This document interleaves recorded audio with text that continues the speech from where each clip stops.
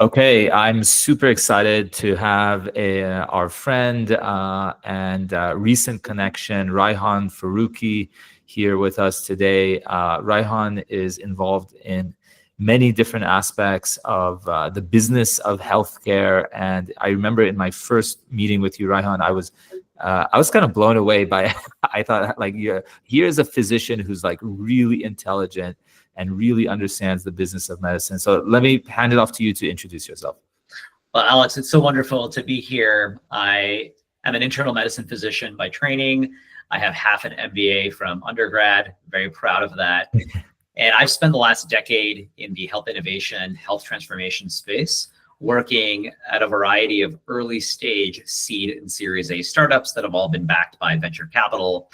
I've held a variety of executive, clinical, and business leadership roles, really working alongside transformative CEOs who have a vision of tomorrow and who want to implement that today, being able to partner with what I call the legacy healthcare system, which are health plans or payers, health systems, hospitals, outpatient practices, but bringing in a new technology, whether that is software, a tech-enabled care pathway, a medical device, and really working alongside that person, telling the clinical ROI, but more importantly, the financial ROI of that story.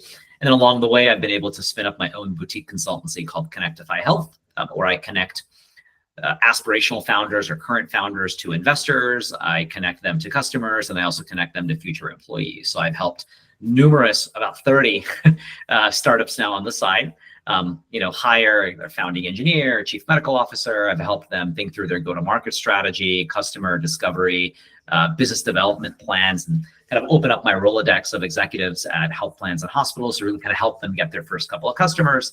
And then most famously, I've helped on the kind of fundraising strategy and investor access side.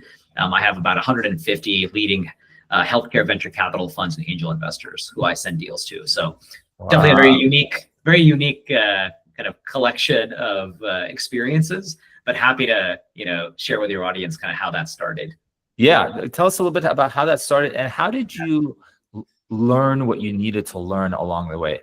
Yeah, I think the first thing is, like, as a medical student, as somebody who understood that curiosity was the kind of underpinning of being a really good student, I just started to get really curious around what was happening to the healthcare system, what was happening financially, policy, regulatory, technology. Unlike a lot of my other peers who were always heads down in their books, what I realized fundamentally, especially kind of growing up in the Northeast, seeing this wave of consolidation happening, reading headlines in the New York Times or various medical journals that very large hospitals were combining together, that very large health systems were forming, that these systems were acquiring outpatient practices, that we had an influx of capital from outside sources. I just got curious. I asked the question, why is this happening? What and how is this going to change how myself and a lot of my peers would practice? At the same time, I was surrounded by folks in New York City, where I was a resident, a lot of my peers who were entrepreneurs, building software companies, who had a background, in finance, or who are working in private equity or hedge funds, who are in consulting. So I think having that friend group and really kind of hearing what they were up to and really understanding how that world was not divorced from my space of healthcare, right? That actually was coming to healthcare, technology implementation, novel ways of contracting. And also for myself, the vision for myself was, hey, I'm going to go practice for a little bit, and then I want to go become an innovator and an entrepreneur. So that, I think, had me on a very different path than a lot of my peers who had your traditional, hey, I'm going to do some research, I'll get published, I'll crush my board exams, I'll go to, med school, residency, fellowship, get this awesome academic career. I did not want that for myself because I had a variety of academic interests. And I really kind of like the financial underpinnings of healthcare, and then also the policy and regulatory space got me really, really intrigued. Did you have an entrepreneurial kind of bug in you from childhood? I wouldn't say it was a bug. I was always like good at selling stuff. Mm. I was like flipping iPhones on eBay. I like do really well at garage sales. A lot of my buddies were like, you have this knack. You have this knack for being able to build a relationship very quickly. And my mother famously says, like, you haven't met anybody who you couldn't make a friend in like a couple of minutes. So whether it's like a toddler or a grandma, like it doesn't matter. But I think that skill also translated really well in clinical medicine, right? Where you have this really complex patient in front of you. The first goal really is to get that person's trust. And I think the best physicians are able to do that. And that's the thing that I love the most about medicine was relationships. It was just understanding people. What made this person tick? What were their motivations? What were their barriers? What were their needs?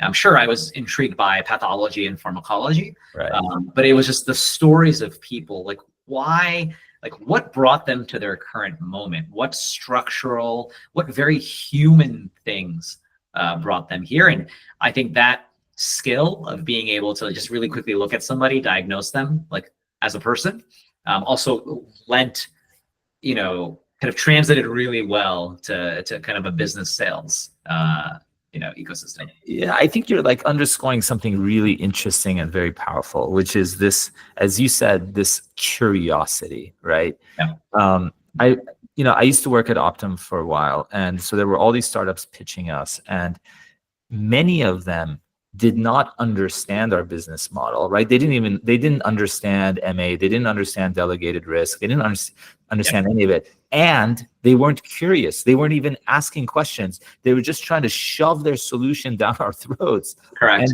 And when you're on the buyer side and the seller is not even curious and doesn't even recognize how little they understand about you, that sale is not going to happen, right? So tell me about like, what's your approach to sales, and what do you think most people get wrong? Yeah. For a lot of people, sales is a bad word.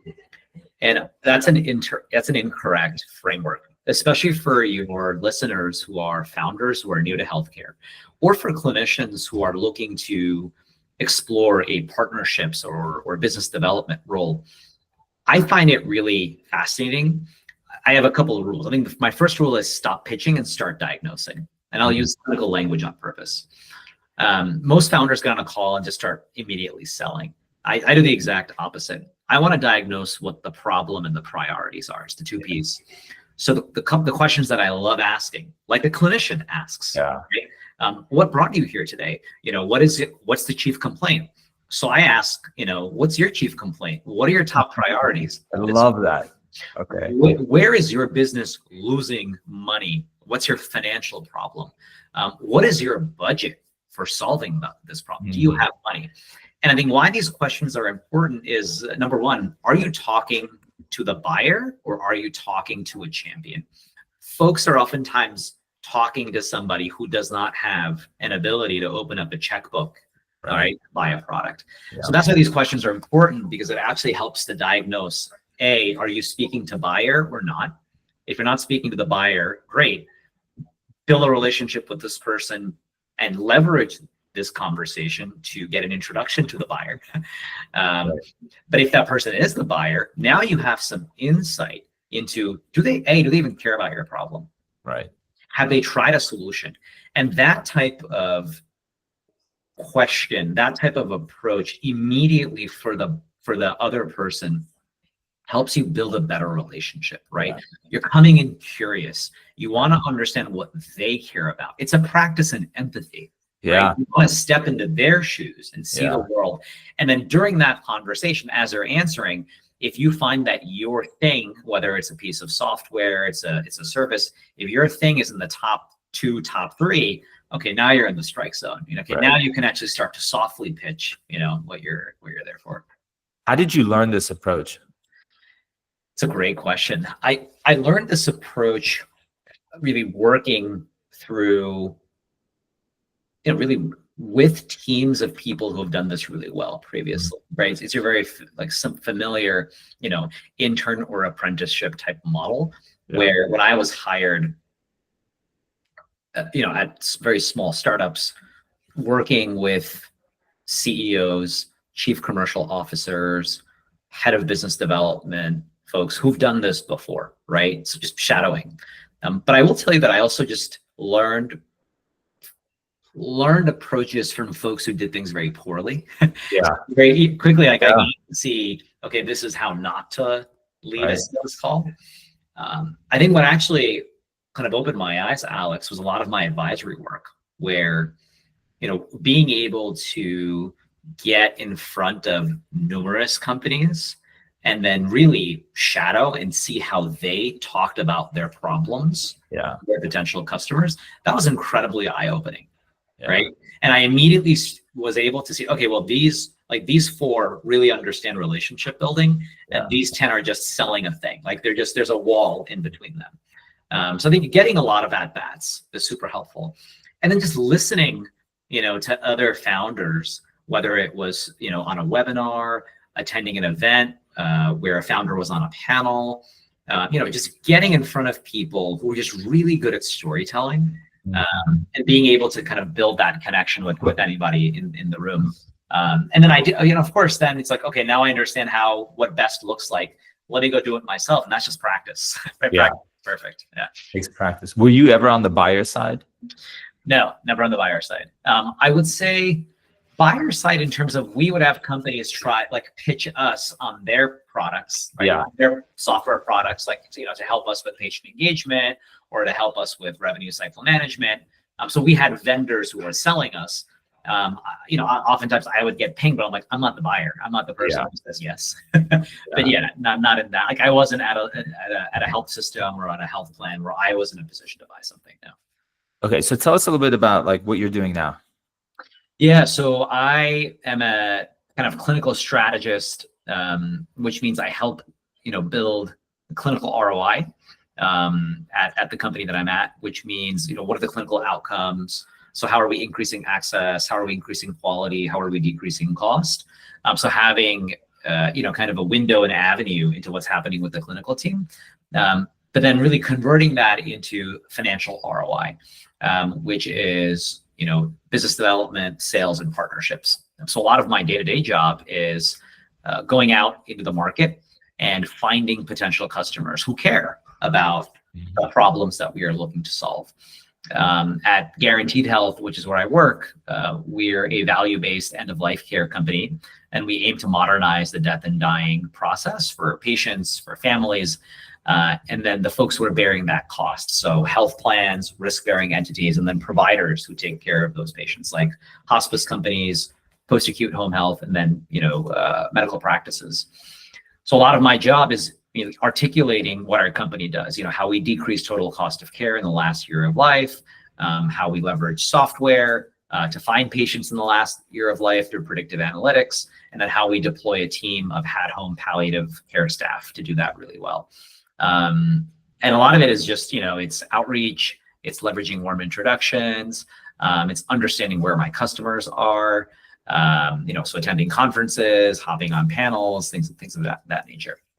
And how did you get into this role at this company?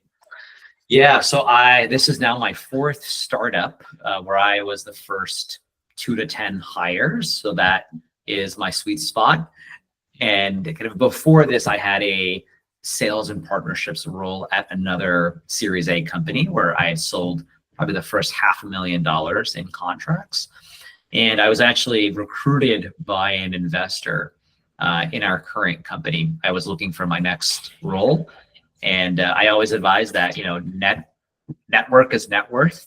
Every job that I've had at a startup, I've never applied. I've always been brought in through an investor, an advisor, a current employee, always through the back door.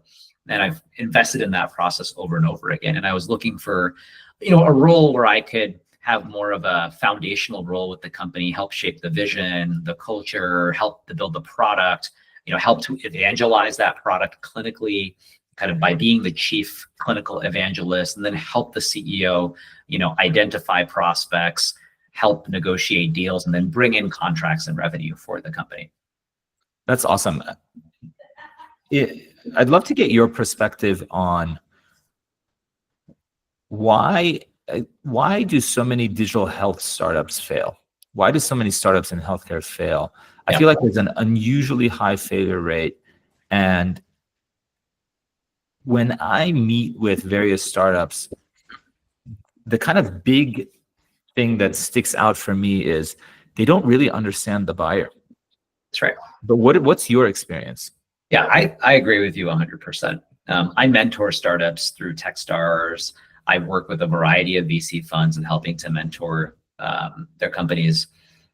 I think what I find over and over and over again is that number one, I oftentimes say that, health technology is the anti-field of dreams. You will build it and they will not come. Yeah, exactly. So, but I think we have to diagnose where this problem is coming from. Number one, which I think is a positive thing, we have a lot of entrepreneurs that don't have a healthcare background, which I think is a good thing. So folks, I mean, these are called technologists. They're coming from a big software company like a Facebook or a Google. They're coming from another space outside of healthcare, like finance or logistics or supply chain, or insert another industry. Yeah. And then they look at the healthcare world, they're like, wow, it's so expensive, it's so inefficient. Me or my mom have had a really poor experience. I'm gonna go build a better product or a solution. Okay. And then they go build something and they very quickly find that nobody wants to buy it, right? So I think there's a couple of issues there. I think number one, we have to be able to support really intelligent, thoughtful, mission-driven entrepreneurs with insiders who understand what the buyer wants now and what the buyer is looking to pay for. And that really doesn't happen, right? Many of these startups don't have that seasoned insider, whether somebody from the buyer side like you, or somebody like me who's sold into buyers for a very long time. Yeah. Oftentimes, Alex, they don't think they need that person. Right. So there is a hubris. Yeah. Well, if I hire, we're trying to shake up the, I hear that we're trying to shake up the status quo, right? We're not trying to, we're not trying to get co-opted by, the man. So I understand philosophically where that line of reasoning comes from. At the same time, if you're a startup, your goal is to exit on a timeline. You've got to be able to get to 5, 50, $200 million ARR very quickly. So it's a distribution game. Yeah. And if you're not able to really distribute your product quickly, you're not going to win. And I think there's this second fallacy that like a lot of these product builders have is like, okay, I've provided a lot of value to patients. I've provided a lot of value to clinicians. Yeah. That means people should open up their checkbooks and buy my thing. Yeah. And unfortunately, again, there's this lack of understanding of how healthcare works, right? It's the triple P, it's the triangle, right? You've got patients, you have providers, and then you have payers, right? So there's this like lack of understanding of who the ultimate bearer of risk. If you're providing value to patients, it's payers. If you're providing value to individual clinicians, it's the people who own those clinicians, right? It's the hospital, or it's that large outpatient practice, not the individual doc. So I think there's this, again, lack of understanding, lack of education of who the buyer, oftentimes products are built for users. And sometimes the sale is not to the user, the sale is to the person who's able to kind of affect that user. So lack of education, lack of awareness, hubris, things of that nature. I think the other thing is that really, I think healthcare is very different from other verticals because the best products oftentimes don't win. Mm-hmm. And that is a unfortunate reality. Right. But I think we have to very bluntly state that when you look at companies that have gone public through an IPO or a SPAC, or have looked at companies that have exited through M&A, many of these companies did not have the best products. Right. They didn't. And it's unlike other spaces where, Uber only wins because it has the best product. Amazon only wins because it has the best product. It's not healthcare. It's healthcare. Its distribution is what wins. It's figuring out all the ways to sell your thing as quickly as possible, which involves the nexus of relationships, politics, vested interest, status quo. And oftentimes these things feel very dirty to mission-driven founders who are coming from other spaces. You said it so well. Yeah. Sell and implement, right? Yeah. Both are extremely challenging in healthcare. Yeah, that's correct. And then, there's the other realities of legal, compliance, regulatory, right? Liability. Yeah. You have other regulated industries like finance or logistics, or have some of these attributes, but in healthcare, you're selling to at least 3 or 4 people, and then to your point, Alex, you're implementing with another 3 or 4 people, right? There's the IT review, there's the compliance review. So this is oftentimes why deals get killed and companies fail, because A, they don't understand they need folks to help them build those things. And B, so that means that they have a lack of trust. Yeah. The buyers are like, okay, you don't understand me, you don't understand our process, you don't understand our priorities. So we're not going to trust you, and we're not going to, move you through this process. So I want to add on to what you're saying. So so in addition to hubris and not thinking that you need some advisors, then you have this other category where they realize they need some advisors, but guess who they got? They got their local family medicine doc from because it's like their dad's friend at the country club or something. Right. And then they got some professor from an Ivy League med school, neither of which actually knows anything about what the real business of medicine. That they don't really understand value-based care. They don't understand selling to payers. They barely understand actual fee-for-service at scale. Talk to me about that. Yeah, no, so I speak with, investors and founders all the time, and probably about 10, 15 years ago, right, when our category of health technology and digital health really started to take off, you had your, very famous academic health system / researcher as your chief medical officer or your clinical evangelist. And that person was okay for that iteration of company. Yeah. I think today that is no longer viable. I think I basically see 3 categories of chief medical officer that are the most in demand right now. It's the doc who can help me sell. So growth-oriented chief medical officer. Yep. The doc who can help me build my product, which means I actually have a background in UI, UX, engineering, computer science, right. AI, machine learning. And then thirdly, it's the doc who can help me kind of validate my product clinically or from a research perspective. That's the vestige from 15, 20 years ago, right? Who helps build my PC, who helps publish research, who helps me build my, clinician, my patient journey, my protocols, all of that. Protocols, right? Clinical protocol. And you have AI now for a lot of that. I don't think you need a lot of people to do that kind of stuff.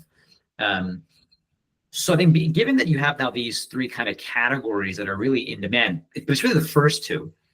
I think, Alex, what I'm now seeing is this real demand for clinicians who understand, again, what the financial realities of healthcare look like. So that really, then that's a couple of things. Number 1, it's understanding health plans. Yeah. What is the purpose of health plans, where they came from, and what their financial priorities are, right? What medical loss ratio means, what are their incentives to decrease cost? What star ratings mean? What are their incentives to improve revenue?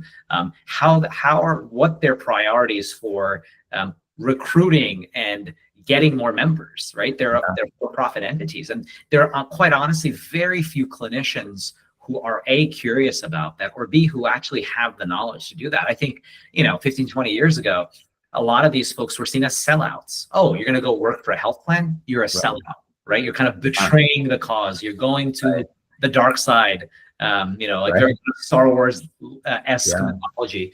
I think the reality now is that, look, the system is a lot different than it was even 30 years ago. You don't have this artificial barrier between payer and provider. Right. Some of the largest health plans in the nation have either owned, purchased practices outright, or have affiliated with them in a very loose funnel. And, we've of course had an evolution of value-based care where, we have accountable care organizations like ACOs. We have various capitated models that have been released from CMS, right? Like CKCC model in nephrology, or, most recently the guide model in dementia, which Yep. really ties payers and providers very closely as they're now taking some risk, right? And we're really kind of changing the system away from, pay for volume, right? Which is, hey, you see a bunch of patients make a lot of money, really towards like pay for quality or pay for cost. Right. So the system is just a lot different than where it's been, which means the type of people that companies want to hire has also changed, and the priorities have changed. Yeah, I think you're spot on. And I think the number of physicians who, one, understand the buyer, the payment models, and the underlying financial and regulatory infrastructure, I think that is already a smaller subset of all the physicians, right? Right. Then those folks who can take that knowledge and translate it across the various silos internally, right? Because you have to translate it to product, you have to translate it to the ops teams and all of that. So that's yet a smaller subset of doctors. Yeah, I totally agree with you. I mean, it's a completely different curriculum, coursework, and skill set that you have to learn. I think that's the important part to explain here, Alex. Yeah. I don't have an MBA, but I know a lot of my colleagues do. It's less about, do you need the MBA or do you not? It's more about that you need to be able to learn this just separate set of things that are not taught in med school, residency, and fellowship. Yeah. Even if you want to be a really successful outpatient provider, primary care, cardiologist, you need to learn how to bill. Yeah. You need to understand how to code. You need to understand how to get licensed and how to attract customers, like patients. Even those basic, underpinnings of how to run a very successful practice are not taught. Those things, I think the best docs are able to learn from a lot of their seniors. They're able to learn from folks who are financially very successful. So I think that's where a lot of the folks who get really curious about operating a practice, and then they get even more curious about, okay, well, I've gotten really good at operating a practice. How do I now go launch 10 of these? How do I go now work with a very big health system or health plan? How do I negotiate a very better contract? They just get more curious. But a lot of that, unfortunately, just comes from within. And it's not in our medical education curriculum being taught in like a constructive way, where I think it could be. It comes down to the hubris and curiosity again that you mentioned, right? Yeah. And like a willingness to go deep, right? To get your hands dirty. Like the example you were sharing about learning about how health plans work. It's not sufficient to just like on a superficial level understand, oh yeah, health plans have they have CM, they have this and those functions. Sure. You have to understand in this specific scenario, is the solution that you're trying to sell, does it make more sense for like the employer-sponsored market subsection of the health plan, or is it more for the delegated MA lives? If it's delegated, who is it delegated to? Under what sort of relationship? I mean, there's so much nuance in this, and if you don't understand it, you're simply not going to succeed. No, I totally understand, and I think as we look at what's coming in the next 5 years, we have this AI revolution. We'll have another transformative technology paradigm come after that. So again, how are you future-proofing your career? I think about that all the time. Love that. Yeah. Right. And that's again where the curiosity part comes into play. I think there's like 3 camps of docs. There's one camp that's very reactionary, it's like, oh, look, we're docs, end all be all. We'll always have a job. We can't be replaced. And I think that type of mindset, again, is really dangerous to most of your listeners. Yeah. I think there's a second category who are really curious and they want to learn. They understand that, whether it's technology, whether it's financial reform, whether it's structural incentives, has already changed their practice and they're trying to keep up, but they're struggling a bit. And then I think kind of category 3 is the folks who are the futurists, right? That they know, if they're able to kind of look into their crystal ball, like they know things go slowly, but they know the future is already here. Yeah. It's just, distributed unevenly. And I think it's the folks in the first bucket who are really at a loss right now. Like they don't know how to swim against these waters. You know, they're in outpatient practices which are dying. You know, they can't keep the lights on. They're losing margin with reimbursement. They've seen a lot of their buddies sell early, early 50s. They've sold to PE, or they sold to the health system. And they're just like, I just don't know what's going on. Like, you know, what I signed up for is not what the field is right now. And I think a lot of that is folks are very bitter. They're burnt out. But again, it comes from a lack of understanding of why. I think there's a lot of resentment. There's a lot of anger, right? But it's not understanding why this is happening, right? But I think category 2 wants to understand why, and they're looking for ways to learn from a lot of their peers. Talk to me about your approach to risk in terms of taking risks in your career. I know, like in my own career, my career and my income went down multiple times before it went up, and I had to figure it out. What was your experience like? I look at risk like I look at like long-term retirement investing. All right. So what I mean by that is, you know, and of course, this is in no way any financial advice, but when you talk to like retirement experts, you're like, look, you are looking to have this very big pot of money in 20, 30 years. And every year you want to put, part of your savings aside and, invest in a wide basket of things, right? But like diversify your bets, right? And in the long run, you'll win. And that's how I kind of look at risk and how I've looked at my career. That, hey, every year, every 5 years, I don't know where things will go. Some years the market's up, some years the market's down. So some years my salary might go down. But in the long run, if I am diversifying my bets, and by my bets are relationships. Companies come and go, economy goes up and down, but the bet is really relationship capital. Right? When I study people that I look up to and I look at how they've been able to get the position that they have, it was mostly relational, right? They were able to kind of inculcate trust, get themselves in the right room with the right folks. And that was really what led them to either go up in their current company or kind of horizontally get a better role every 2, 3, 5 years, right? So that's the bet that I'm always looking to make, right? And sometimes I'll have to spend money, right, to either meet that person, or I'll have to fly out to a conference, and that's how we met, right? I spent a lot of money to fly out to a conference, and we were able to meet.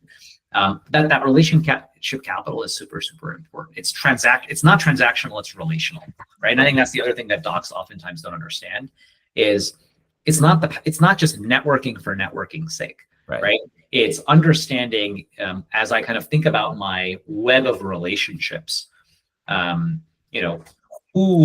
do I need to know to get to where I need to be, right? I think a lot of folks are looking for executive type roles, and they honestly just don't know how to get there. And they think it's just based on merit. Guess what? It's not based on merit, right? I mean, merit helps, but it's based on relationships, politics, timing, a whole wide variety of factors. So I think that's where, being somebody who is in the know, being somebody who's present, being somebody who has a profile, all of those things really comes with having that right relationship, capital. I do a lot of people mapping, right? Or relationship mapping. There's always like these small clusters of folks who are very tight. So it's like, you kind of got to get into one of those circles, right? To be in the in-care. So I think that's the first thing, is like betting on the right people. And then I think the second thing is like betting in the right space or betting in the right category. And that will change over time, right? Like 5, 7 years ago, you had folks who were in all these telemedicine companies. You had folks who were in like the mental health, behavioral health space. Now you have folks who are in the AI gold rush. And so I kind of having that eye on like, what's the thing that's going to come next, and making a bet or series of bets there. So picking a space where you're of course an expert.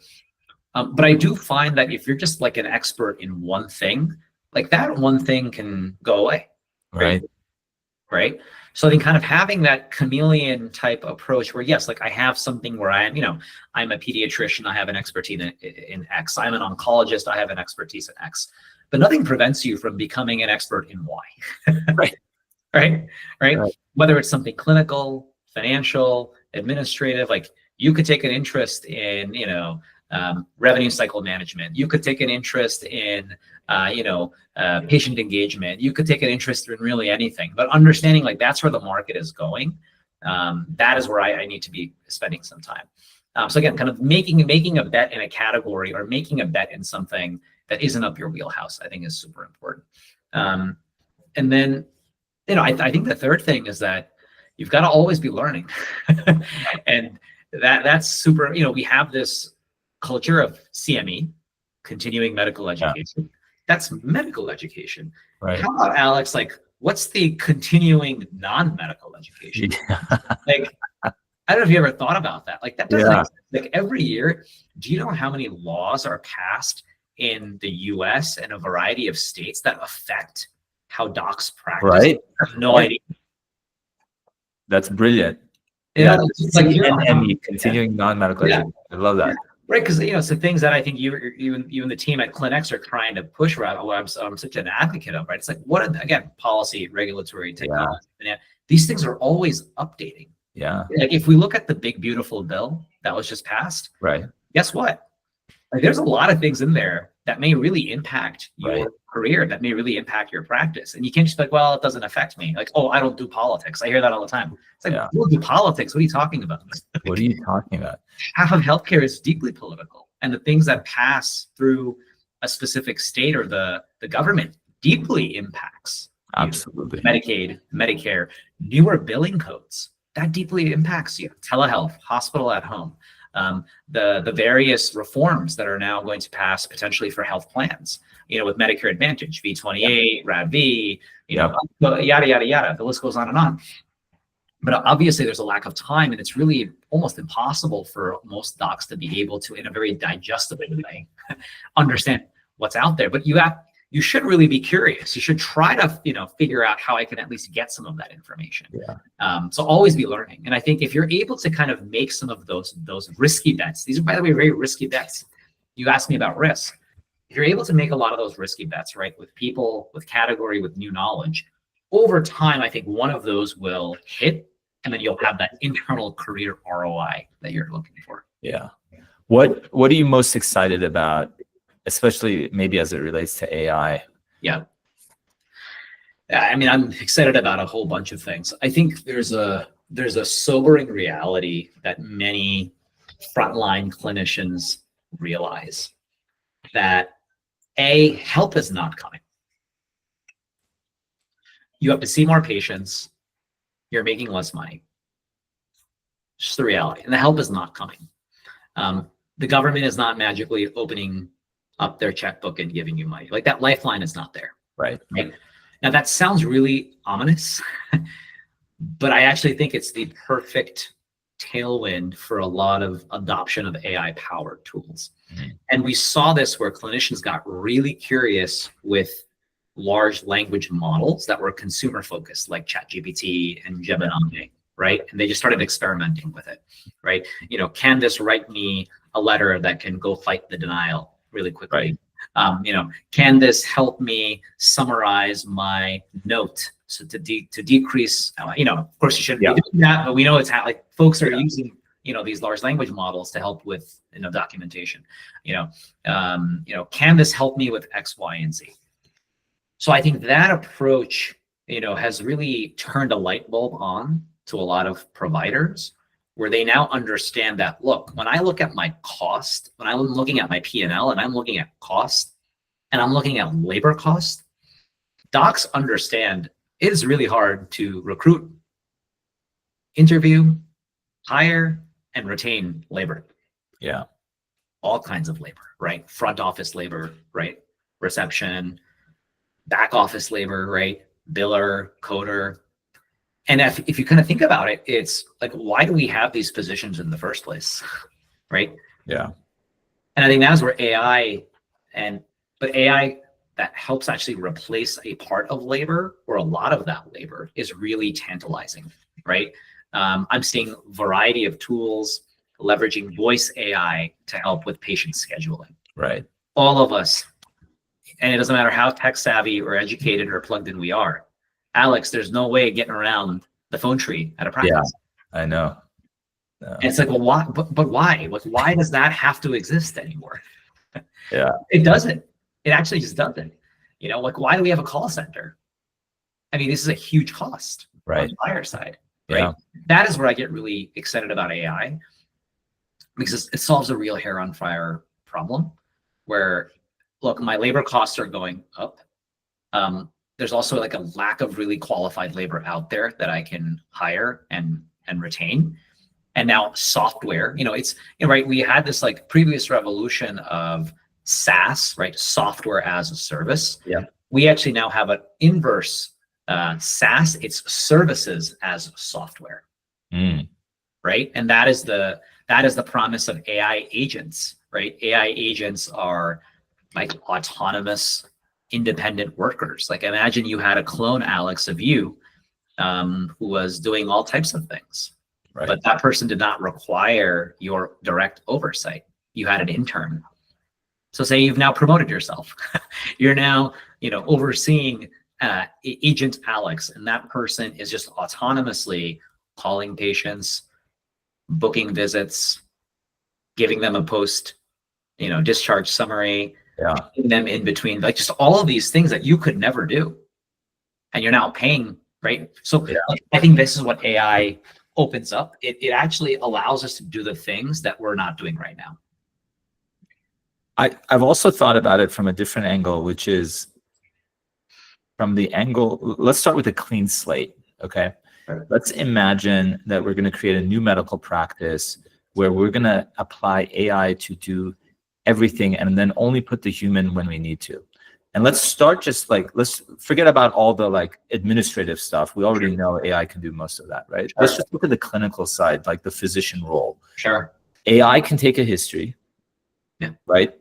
Like, absolutely, it can take a history. It can take a history that's more thorough and more patient than a human can. AI can absolutely then take that history and come up with a differential. AI can take that differential and sort rank it as to like what's most likely, given the vital signs, right? Yeah. I'm not sure yet that we're at a point that it can do a physical exam. Maybe you can feed it pictures or whatever, but it's not yet at the point that it's going to poke in with Bernie's point or whatever, right? Yeah. But then based on the physical exam findings, it can narrow the differential even more and say, okay, this is the most likely diagnosis, and here's a treatment, right? So like, what's left? I mean, the holy grail is prescription. So, if you imagine, Alex, let's imagine a world where tomorrow we pass a law in the whole US that allows AI to prescribe. Yeah. But now patients take on liability. There's the other part, right? It's liability. So now if I'm hold on, I want to make sure I understand what you're saying. They take on liability because it's depending on them being honest with the AI. Is that what you mean? No, in terms of if the AI makes a wrong prescription, there's nobody to sue. Right. You're saying, hey, I'm taking liability here. I understand this is a machine, that there's a, like when you step into Waymo. Yeah. You're in the terms of use, you're saying I'm taking liability here. Yeah. Right? Yeah. So I think if we did that, to your point of what's left is like, okay, well, why do I need to go to urgent care for pink eye? Right. I have an upset stomach. I have a wide variety of low acuity complaints. I don't need people. I don't need people anymore. Right. And I think that's a future that's not that far off. Right. Right. But what's holding it up is liability. Yeah.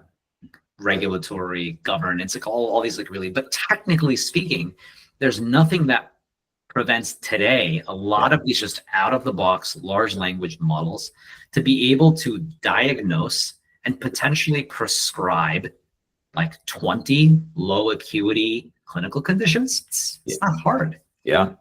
And the workaround is like at this stage right now, they're just going to have a human doctor review the AI chart and stamp their approval, right? And I think, Alex, to our earlier point, imagine, I think that the framing that we get wrong in this country is that, well, I'm afraid that the AI will replace me. Aren't you afraid? Aren't you afraid of the patient that's not being seen today? Yeah, exactly. Like our system is already broken. Yeah. Like, Yeah. you know, we have this saying of do no harm. We are actually doing harm by not deploying AI to see those patients that we're not seeing today. Exactly. We're already doing harm.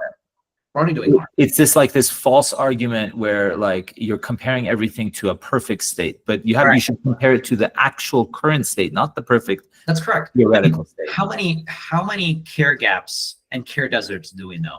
Right. Rural America, urban America, in Medicaid heavy areas, like they don't have access to care. Right. They don't. So I think to your point, we have to be comparing, like, is not getting care versus some AI care. What's better? Right. Some AI care is still better than no care at all. Yeah. Like, that is what is leading to the problems that we have right now. This is why people show up to the ER to get care. This is why our system costs so much money. So I think that is like, that's kind of the rosy picture. Obviously, I am also a pessimist because I understand there's a lot of foundational problems, right? We have to really think through privacy, security, bias. How are these models being trained, right? The history of medicine has been trained on white men. And as we now think about culturally competent medicine, like drugs, as you know, when you look at FDA and, clinical trials were only mandated to have women and minorities after 1992 or something like that. Right. So, how are we repeating mistakes of the past? Yeah. So we have to ensure that, we have safe and responsible use of AI, that we have the benchmarks, and we have we have these kind of safety checks in place for those things to happen. For this utopia that it's not a utopia. It's just, let's just put the fires out. Then we can work on those things that are more utopian. Everybody has a doctor in their pocket. You have your own care concierge. Like, we're not there yet. Let's put the fires out first. Amazing. So Raihan, I could spend hours talking to you, but I know we're almost out of time. So tell me, where can folks find you online, and any last words for the audience?